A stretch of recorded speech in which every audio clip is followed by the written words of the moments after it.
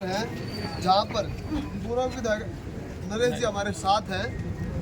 यहाँ पर एक महिला पिंकी जिसके पहले 4 बेटी थी, बेटे को जन्म देते हुए उनकी मौत हो गई। क्या कारण था भाई, पूरी कहानी हम जान चुके हैं, आप सभी को पता है, बहुत सारी वीडियो अपलोड हो चुके हैं। लेकिन एमएलए जी यहाँ पर हमारे साथ हैं। सबसे पहले राम राम भाई साहब। राम राम भाई साहब, आपके सभी दर्शकों को भी राम राम, हाथ जोड़कर प्रणाम। डीसी साहब के आश्वासन में अभी यहाँ से पोस्टमार्टम के लिए रोहतक बॉडी को भेज दिया गया, क्या कहना चाहूँगा? देखिए, सबसे पहले तो इस तरह के जो नकारा डॉक्टर हैं यहाँ आए थे, अपनी बेटी जच्चा बच्चा के जीवन रक्षक समझ के इस हॉस्पिटल में लेकर आए थे और इन्होंने जल्लाद की भूमिका निभाई। बच्चे के आखिरी सांस तक प्रयास करते डॉक्टर, आश्वस्त घर वाले को बताते कि अभी पेशेंट खतरे में, नहीं बस की बात थी, हमारे बच्चों को रेफर कर देते। लेकिन आज 4 हमारी मासूम बेटी, उनके सर से माँ का साया छीन लिया डॉक्टरों की लापरवाही ने। तो मैं इन डॉक्टरों ने जो है, डॉक्टर को भगवान के रूप में देखते हैं जनता के लोग और पेशेंट जो एडमिट होते हैं, लेकिन इन्होंने जल्लाद की भूमिका निभाने का काम कर दिया। तो जितनी भी इनकी भर्त्सना की जाए उतनी कम है। और मैं तो हमारा जो बच्चा है वो निकाल के साइड में डाल दिया था, भगवान ही रखवाला था, डॉक्टरों ने उसको जो जहां टेबल पे डाल रखा था। और भगवान परमपिता परमात्मा का शुक्र अदा करते हैं कि उस बच्चे को जीवन दान दिया है। और रही प्रशासन की बात, कल से लापरवाही की थी, लेकिन जब उच्च अधिकारी आए हैं तो डीसी महोदय से फेस टू फेस परिवार के सदस्यों ने भी और जो हमारे सामाजिक प्रतिनिधि थे उन्होंने भी बात की।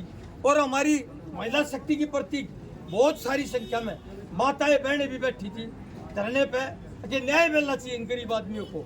तो उन्होंने भी अपनी बात रखी और डीसी साहब ने, एसपी साहब ने आश्वस्त किया है कि ये जो मासूम 4 बेटी हैं जिनके ऊपर से माँ का साया छीन लिया गया, उनको सीएम राहत कोष से मैं बना के केस इनका भेजूंगा और स्पेशल पैरवी करूंगा और आप भी पैरवी करना।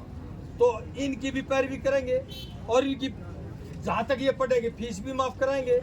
और इस परिवार को न्याय दिलाने के लिए चाहे हमने सर्वोच्च उच्च न्यायालय तक जाना पड़ो, हम इनके साथ खड़े होंगे। अभी मैं इस भाई को, मैंने समाज में बात उठी थी कि परमपिता परमात्मा से प्रार्थना करते हम कि जो हमारा एक जल्फ बच्चा है, जो 1 दिन का बच्चा भी नहीं हुआ है, 24 घंटे का भी नहीं हुआ, भगवान परमपिता परमात्मा उसको जीवन बख्श दे। और उसका मैं एक सामाजिक कार्यकर्ता होने के नाते से, और इन भाइयों का मेरी दीवार से दीवार लगी हुई है, पड़ोसी भाई होने के नाते, कई भाई यहाँ राजनीति भी झाड़ रहे थे, पर ऐसे अवसर पर राजनीति नहीं करनी चाहिए। जो हमारे को ठेस पहुंची है वो शब्दों में वर्णन नहीं किया जा सकता, दिल पर चोट पहुंची है।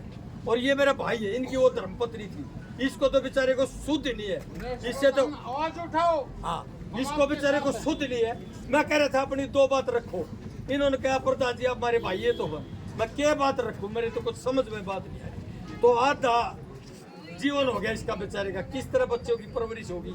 गरीब आदमी को मेरी सरकार से, प्रशासन से ये गुहार है, ये प्रार्थना है, मेरी नहीं बल्कि सामाजिक कार्यकर्ता और परिवार के सदस्य और भाईचारा यहाँ खड़ा है कि इस परिवार को न्याय मिलना चाहिए।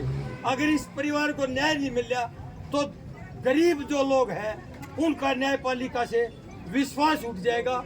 और अब जब डीसी साहब और एसपी साहब आए हैं तो जनता ने उनकी बात भी मानी है और उन्होंने आश्वासन भी दिया है। और भगवान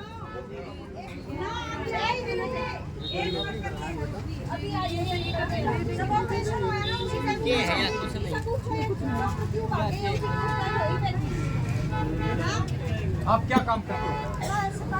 नहीं, सफाई करते। सफाई का करा इसका ठीक है, सफाई करो, गरीब आदमी ठीक है, फिर सफाई का